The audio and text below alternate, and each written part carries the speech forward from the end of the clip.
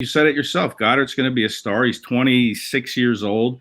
There's no competition at that spot either. I think there's a good chance that Dallas Goedert could be signed at some point during training camp to a longer-term extension.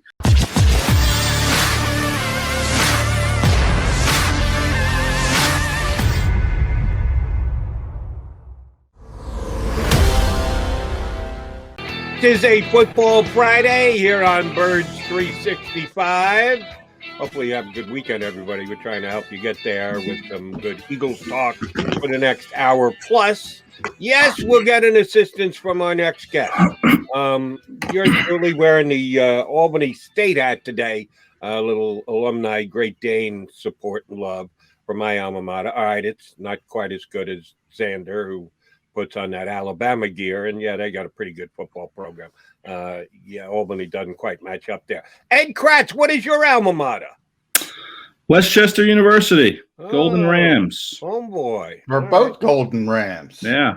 I also went to University of Minnesota as well, though. So, we're both Golden Rams. I went to Wesley College first. There we go. Yeah. Wasn't that who went to Wesley Joe College? Callahan. Yes. Yeah, Joe. So you're kidding me. I'm the only guy on this show who actually showed up at a university and stuck around until they gave me a piece of paper that said you did the job. No, I graduated on with the rest of your life. I got two, baby. I got two. Oh, you graduated from both? Yeah. Oh, I'm impressed. I didn't know that. Me too. I'm always impressed with Ed Kracz, though. I graduated too. They just didn't get that cool hat like you got from Albany, Jody, when you graduated. I didn't get this when I graduated. I got this when I worked for WFAN in New York. The Giants for several years trained in Albany and used the Great Danes facility just to get the hell out of New York City, get up to Albany. And every year I would go back, I'd get a little swag. They'd take care of me. They knew I was an alum, so they'd stop by with a hat or a T-shirt or whatever I get my hands on. And I've always subscribed to the philosophy, if it's free, it's for me. So I got more Albany garb than I know. Yeah, by the way, Ed and I are, I'm not going to go over the top, but we're successful WCU grads. Why the hell aren't we getting free stuff from Westchester, Ed? I haven't been back on that campus in several years. Maybe if we showed up more often or actually put a check in the mail and contributed. Point. That's a good point. I've probably been there more recently than you guys. Easily. When they shut down the Rathskeller bar, I was done. Westchester actually is a hotbed for AAU basketball. And when my daughter was an AAU basketball player, it seemed like I was running over to Westchester every 4 or 5 weeks for some kind of tournament. So, and I looked for both your banners, and nowhere could I find the home of Johnny Mac or Eddie Kracz. Sorry to say, boys, they've taken the banners down. Yeah, well, I'm waiting for the statue. I approached me about the banner, but I'm holding out for the statue. They had a great team when I was there. The Bill Hess team, people might remember him from the Eagles, trying out for the Eagles. Hess, did they make trucks after him? Ed didn't get the statue. Did Hess get the truck at least? You know it. All right. Let's talk about the Eagles. Enough WCU talk. Yes. I'm sorry for getting this train off this tracks. Ed Kracz, we were talking about Zach Ertz just before we punched you up, and John is more Howie Roseman-like here. When you got to play bad cop, Johnny Mac is your guy. He'll step up and get it done. And I'm trying to see if there is any middle ground here for these. And I don't really believe it. I think John's 100% on target, but I'm playing a little devil's advocate here. What is Ertz's value across the league? Now, there's value and there's value. When I say value, I don't mean what would somebody be willing to get up. That's what Howie Roseman's trying to figure out. What he can wrangle out of some team in exchange for Zach Ertz. But just forget about that for a second. What do you think he can accomplish in this upcoming year on the football field? John and I were just trying to hit it off the top of our heads.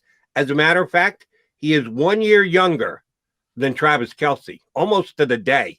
Kelce will actually turn 32 before our boy Zach Ertz turns 31. So it's not like he's an old man that he's got 1 foot in the football grave. He should still be ready, willing, and able to make plays next year on the field. What kind of statistical year do you think he's going to have this upcoming season at? Well, I guess that would depend who he plays for. But, I think Ertz can still be a 50 catch type of a receiver in an offense. And again, depending on the offense he's playing in, he's not going to catch 116 passes like he did a few years ago. But, I still think he can be a threat on offense. He's still a very, very good route runner. If you go back and watch his tape, I mean, that to me was one of the best trademarks of Zach Ertz is his ability to run routes and, get open, find a soft spot against the zone. He can beat man defenses. So I still think that he can run enough routes well enough to get open to become a threat in any offense and catch it. I would put the over under, probably about 50 catches. Yardage wise, I think he still can get up to around 500. So, that would be my over under numbers, 50 and 500. And, I still would say he's a red zone target. So you probably want to see him maybe go to maybe 4 touchdowns. I would set that as the over under. And, but it's not going to happen if he stays in Philadelphia, unless they're barring something unforeseen with Dallas Goedert, perhaps getting injured and Zach is still on the team. I don't think he will be. And I think a team, whoever gets him, will probably try to make him a big part of their offense. And I think he can still get to those numbers. Yeah, I had 60. I think that's a good over under 50, Ed, because I think he's going to go to a team where, whether it's Buffalo, Jacksonville, they need him. And if they need him, he's going to produce, not to the level of 116. And you have to worry about the health as well. But I do want to bring up the out of left field possibility that he shows up on July 27th, because Howie wants to play this game of chicken, Howie wants to get this value, but I don't think they want him here on July 27th. Then, you have this ramp up period. So whenever on-field stuff begins, let's face it, Ed, if he's here, what's going to engulf training camp? Everybody's going to be asked about Zach Ertz. Everybody, not just Zach Ertz. All the people involved, all the coaches. Why would the Eagles want that? Do they have to pull the trigger before the start of training camp? Well, I mean, listen, I don't think they're ready to part with who they believe is still a very good player. I'm not sure. Obviously, there would be a lot of distraction with Zach Ertz in the early days of camp, but that would blow over. That would eventually go away, and it would just kind of be business as usual. It's not like he's Tim Tebow, with the, constant questions about Tim Tebow and how he's doing. I mean, everybody kind of knows who Zach Ertz is and what he is. And, I think there would be a few days after we get Zach and we'd ask questions about him with the coaches, but I think that would all blow over. So I think the Eagles would take him back if he were happy to come back. And that's the issue is I'd be surprised if he actually reported, on the first day of training camp, whenever that is. I know, Ertz has always been the quote, the good soldier, unquote, as far as the organization goes. He's a really good guy and off the field. So that would be really interesting to see if he showed up. I don't think he would. I mean, he's been pretty good so far without coming out and requesting any trade or saying I'm not going to show up for OTAs. He never came out and said that, even though the Eagles have told him that, he is not going to be a focal point of this offense. He'll get on the field, but his playing time will be severely diminished because they want to play a lot of 11 personnel with the 3 receivers. And Dallas Goedert is going to be the number 1 tight end, whether Zach Ertz is here or not. Yeah. So he won't get that same number of reps. That's what I told Jody. That's what Zach has been told. And that leads me down to my follow-up. Sorry, jumping in, Jody. Mr. Competition, Ed, what are you telling me in June that Dallas Goedert? Look, I think Dallas Goedert is a great tight end. I agree with him. I think he's going to be a star in this league. I think it's time to move on. I think they're right. I want to put more speed on the field. I want to play less 2 tight ends. So I think they're right But at the same time, if you're going to blow smoke up my you-know-what, and you're saying this is about competition, how can you tell Zach Ertz he's going to be the second tight end in June if he comes in? How was that matchup? Mr. Competition, Nick Sirianni, I assume that's his nickname now, Mr. Competition. Yeah, because it's full of crap. I've been saying it for months. I thought it was Mr. Rock, Paper, Scissors, but that's it could be competition. Could be nobody's competing. Brandon Graham's not competing. Fletcher, it's stunning, and Ed, I did this over the past couple of days at Sports Illustrated. I did these competition updates. There are legitimate competitions at left tackle, running back, backup running back, cornerback, even linebacker 2 I threw in there, where the vast majority of positions on this team, 4 of the 5 offensive linemen, the starting running back, the starting quarterback, 2 wide receivers, the defensive line, there's no competition. None. 0. We know who's going to be out there, barring injury. And we could say the same at tight end. I mean, you said it yourself. Goedert's going to be a star. He's 26 years old. There's no competition at that spot either, just as there isn't with Miles Sanders and Jason Kelsey and Fletcher Cox. I mean, these guys are going to be your starters. So, Nick likes to talk about competition, and he likes to make that his mantra. And I get it. You want guys that are second team to feel like, yeah, we have a shot at competing to start. But Goedert's the guy going forward. And what's interesting about Dallas is this is the last year of his deal. He alluded to the fact that there are some negotiations that are going on in getting him re-signed to a longer-term deal. And I've kind of been trying to do a little digging on that the last couple of days, and I think there's a good chance that Dallas Goedert could be signed at some point during training camp to a longer-term extension. I think once this Zach Ertz thing gets settled, they have a little bit more money, and I think they'll look to redo Dallas's contract or add more years to Dallas's contract at some point during training camp. That's going to be a real storyline, I think, to watch once training camp hits. I think that deal will get done.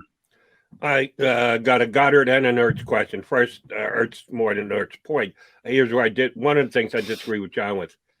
I do think there's a possibility that Zach Ertz, that nothing will get done until after camp opens up. And I do think there's a chance that he's going to show up because, I think that it's the COVID rules that we're still playing by. You guys are playing by. I'm not playing by because I'm not going to camp every day. You guys are going to have to show up every single day. You're going to ask people via Zoom. I say, how about Ertz? Why is Ertz there? Why is Ertz okay, and see you later, guys. And they'll shut the Zoom off. You don't have the access to the players to ask them question on top of question. You don't have the access to the assistant coaches to go. And how uncomfortable is it with Zach Ertz out there? So I think the Eagles will believe that they can ride that storm and get through it and wait for a Sam Bradford type situation where a guy goes down. But that's just an opinion. Here's my question for you, both Ed and John. Let's say they don't get a Goedert extension done. I think Ed's probably right. Once Ertz gets done, frees up some money, makes a Goedert negotiation more feasible. But if they don't, is he a guy who's worth putting a qualifying offer on, a franchise tag? Is he a top 5 tight end in football? Or would that be just we can't afford to lose him, so we got to at least throw the tag on him type play? How do they handle it if they don't get an extension done? Well, that's pretty far down the road. I mean, I would think that, he still has the 1 year. We have to see what kind of season he has before we even talk about that situation. But, the Eagles really don't use that tag that often. I can't remember the last time they used it. I'm sure maybe John can, but I can't recall the last. I think it was Michael Vick. Am I not mistaken there? I think Vick was the last time they used the franchise tag. Yeah, the Eagles are famous for identifying players and getting them done early. And usually it's a smart thing because if Dallas Goedert bets on himself, he's going to be the highest paid tight end in football next season, coming off this season if he's healthy. And that's not about saying he's the best tight end, but we all know how contracts in this league work. It's about timing and circumstance. and people assume he's going to be a top 10 tight end if he plays. I assume that if he bets on himself, he will be the highest paid tight end in football. The Eagles are trying to avoid that, get a more team-friendly deal, as Ed says, early. And ultimately, they usually get it done. I agree with Ed. It'll probably happen sometime in training camp. That's from my philosophy. Yeah, I don't think they. I mean, listen, he could go out and catch 100 passes this year, and then maybe the Eagles do put the tag on him if they can't get something done. But I think they will. And even when we talked to Dallas on the Zoom call, I asked him. I said, would you prefer to sign now for the comfort going into your final season, or would you prefer to wait? And he seemed to indicate that he wants to get signed. He wants to stay in Philadelphia. So to me, that kind of indicates that, he'll sign. He'll take that team-friendly deal for the security of having a contract should something happen injury-wise. I mean, last year we saw, he had the ankle injury. I was told it was a broken ankle, and he missed 5 games. So you don't know what that injury situation could happen with a player. So I think he'd be inclined to get that security and sign that deal. And that's why I think a big reason why I think something gets done much sooner rather than later.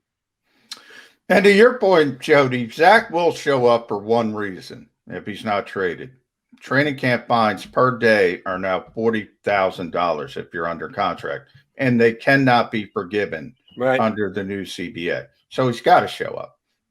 The rules preclude him from so-called holding out. But Ed, I want to shift gears to Jalen Hurts because you did a story at Sports Illustrated, si.com/NFL/Eagles. You can read all of our coverage of the team there about Jalen Hurts. And you talked to Brian Baldinger about Jalen recently. And here's the one quote, the money quote to me.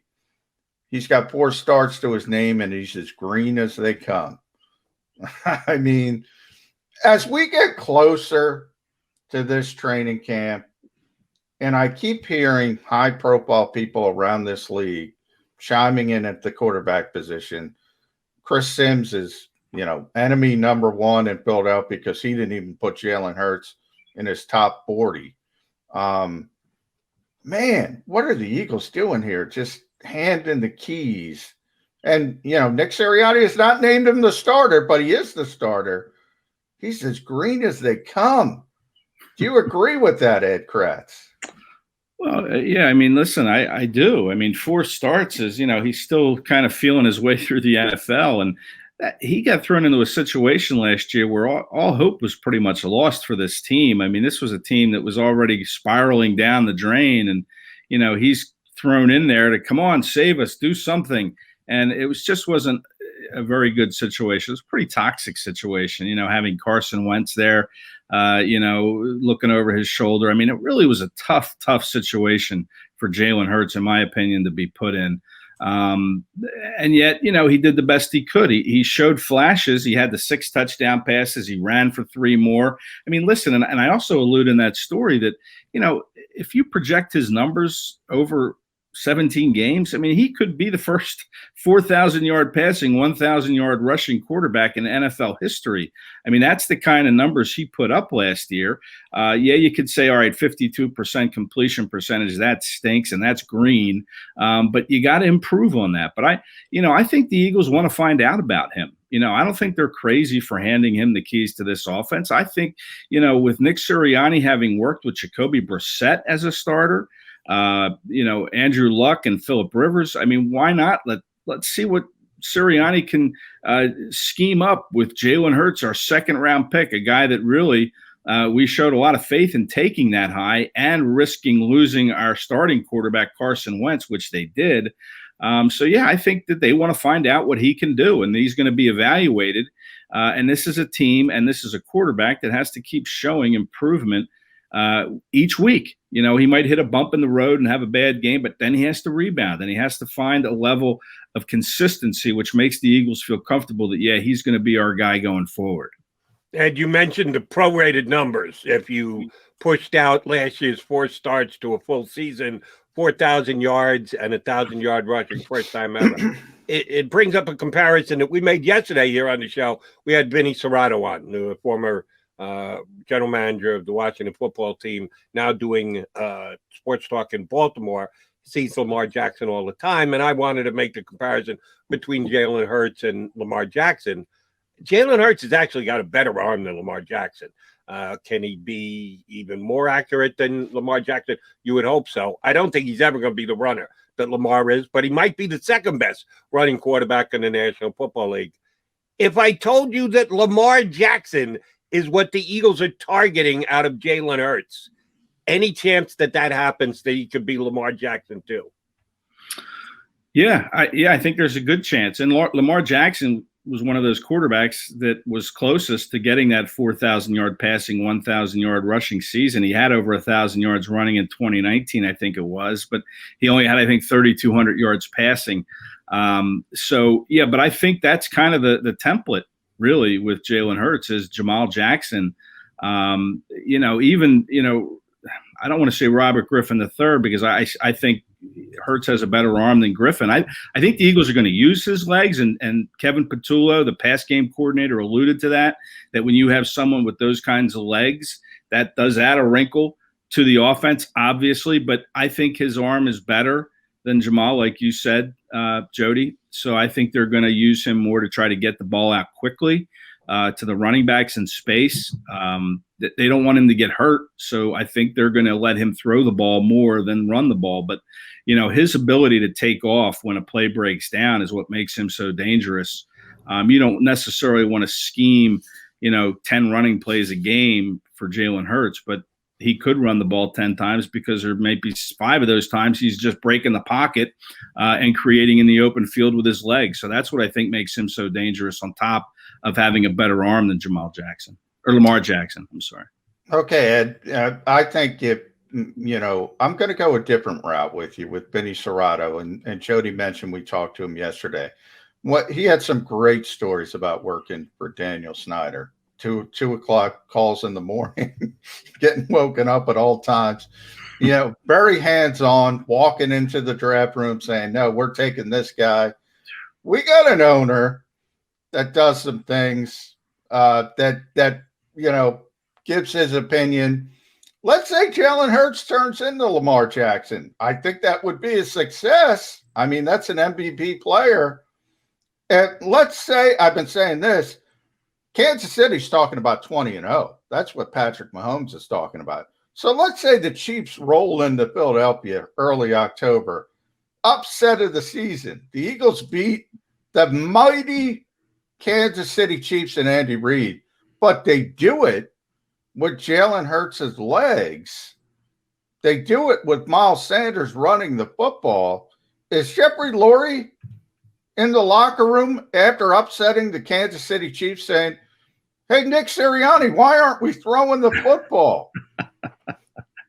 Well, I think Lurie just wants to win. I don't know if that's true. I would hope that's true. But he went does like to into pass Green the ball. Bay. The Eagles upset Green Bay, and he's asking Doug Peterson, "Why aren't we throwing the football?" They won that with the running game. Yeah. They upset Aaron Rodgers in Green Bay, and he's complaining.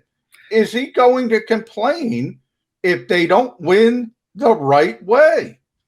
Well, I didn't hear him complain after they beat the Saints last year in Hurts' first start, when Hurts put up 106 yards on the ground and Sanders ran for 115. And, the Saints came into town with the number 1 seed in the playoffs, already not secured, but they were the number 1 team in the NFC when they entered Philadelphia.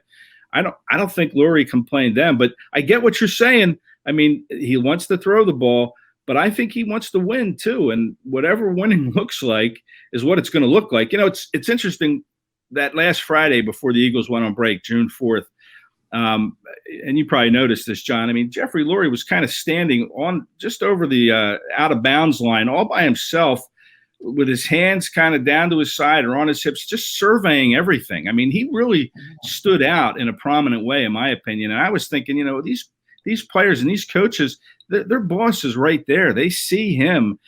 This is his team. And that, to me, looked like the general looking over the troops to me. And I had never seen, I know he goes to practices and this and that, but I don't think I've ever seen him as prominently featured, kind of standing by himself right there, right on the field, looking at everything. I don't ever remember seeing that. So, yeah, his hand is all over this. But I think, listen, if he wants to complain after a win that they ran the ball too much, that's the wrong priority. To me, it's win whatever you can, however you can win, just win. Only Doug knows for sure. Yeah, exactly maybe he just how. hates Doug. Maybe he just hates Doug. No, it's good. Maybe it's just a Doug-centric thing, the moral of this story. Because he's complaining. He complained after the Super Bowl because Jim Schwartz gave up too much yardage. He won the Super Bowl and complained about how they won the game, Ed Kracz. Well, listen, he can complain all he wants. I guess it's his team. But if he's winning, I don't know what he's complaining about. Come on, enjoy the victory and enjoy the Super Bowl, for heaven's sakes. Yes. Eddie, we've talked a lot about the tight end position with Zach Ertz and the like. I think the wide receiver position is just as fascinating. No malcontents, discontents at that position. No real veterans at that position either. My guy, Greg Ward, has got the most resume to him, and he's still a young guy who hasn't accomplished all that much in the National Football League. As young as they are, how is this wide receiver group going to break up? We know Devonta Smith is going to be number one. We know Jalen Reagor, although he didn't earn it last year, will be number two because of his draft status. How will they go about determining in camp competition when it actually gets underway? How are they going to put these guys to the test and decide who doesn't make the roster, who doesn't get the chance to get on the field on Sundays during the year? Well, I think it's going to come to who's ever been in their playbook over this downtime that they're having right now, because I think they want each of these receivers to be able to line up at any of the spots, whether it's X, Y, Z. If you're not just going to want to be an outside guy in this offense, you need to know how to play inside as well. And I think whoever demonstrates the ability to go inside and outside and know this offense the way Sirianni and Steichen and Petullo want to run it is going to be the receivers that are going to play. Obviously, Smith can run any route from any position. He's a lock, obviously, number 10 pick. But I think with your fringe guys like Ortega-Whiteside and Quez Watkins and Giant Hightower, they're going to have to show the ability to do more than just line up outside or inside. They're going to have to show the flexibility and the knowledge to be able to do that and do that effectively. That's going to kind of be, in my opinion, what separates you making this team and you not making this team. And it's going to be tough because Smith obviously is a lock. Reagor's a lock. Greg Ward's a lock. After that, who do you have? I think Travis Fulgham has a very, very good chance of making this team. And then that's four guys. How many receivers you keeping? 5 or 6? However many you keep or don't keep is going to impact the running back room, which is also very crowded.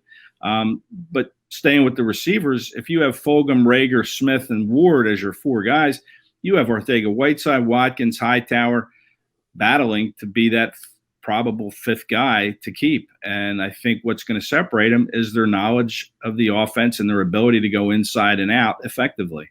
And I would add special teams. You got to be able to contribute on special teams if you're going to be that deep on the roster. I do want to, last one for me, Eddie, before we let you go, want to shift to the defensive side of the football, because the most obvious need on this team, there's a lot of them, but the most obvious one remains cornerback, outside Darius Slay. We know Avonte Maddox is going to be on the field somewhere. We just don't know where.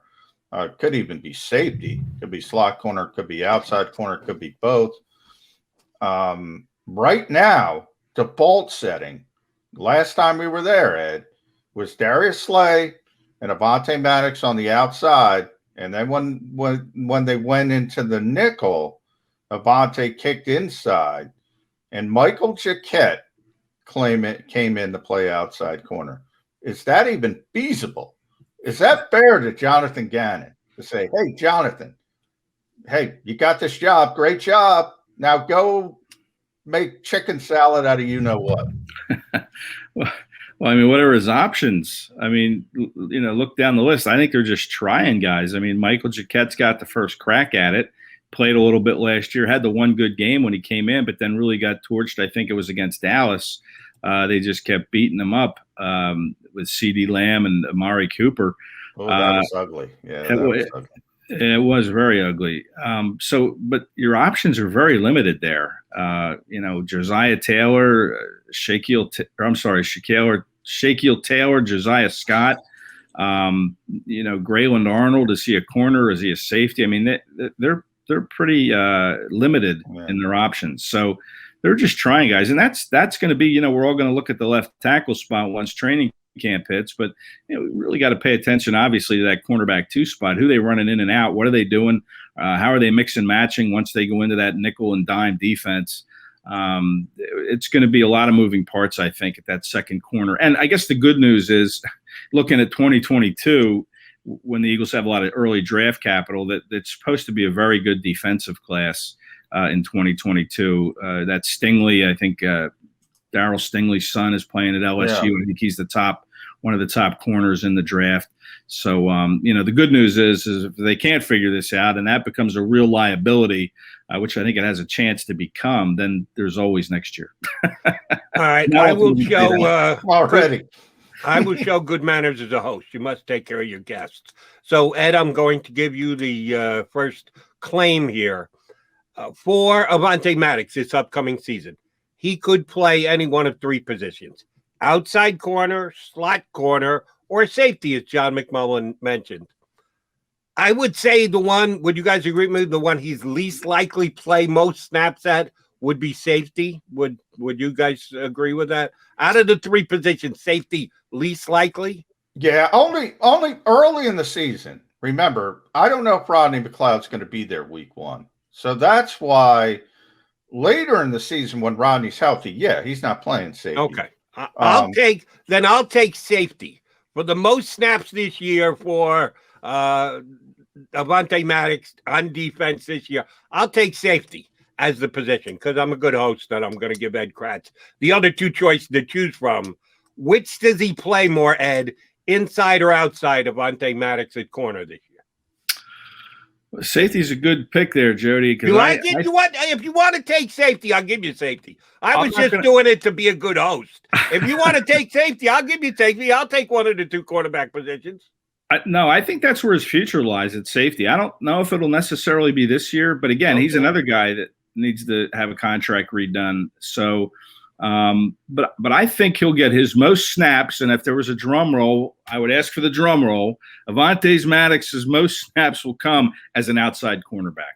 Outside. So, Johnny Mack, are you cool with taking I'm cool with slot because I think he's going to start outside, but then he's going to move inside in the nickel, and you play nickel more than you play 4-3 base. So I like my odds. Okay, so here's a task we need to put on the producer of this show, Xander. It's going to be Xander's job each week during the season to break down the positional snaps for Avonte Maddox. How many plays in the corner, outside, how many plays in the slot, and every once in a while safety. On the weeks that he plays safety, I think I'll get a lot, but I think there'll be a whole bunch of weeks where I get 0 with him playing safety.